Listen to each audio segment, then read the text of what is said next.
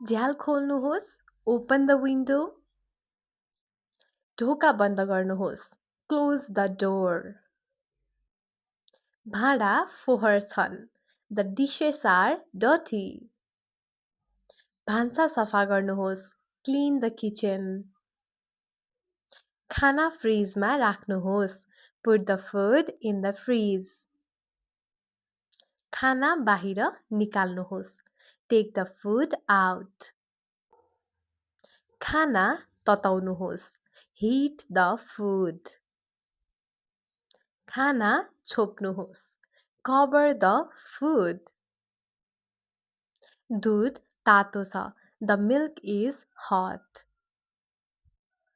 ल अब हजुरहरूले भन्नुहोस् त खाना पाक्यो भनेर कसैलाई इङ्ग्लिसमा भन्नु पर्यो भने कसरी भन्न सकिन्छ कमेन्ट बक्समा गएर कमेन्ट गर्नुहोस् र यसै गरी सजिलैसँग इङ्ग्लिस सिक्नको लागि लर्न विथ ईसालाई टिकटक, इन्स्टा र युट्युबमा पनि अझै गएर फलो गर्नुहोस्.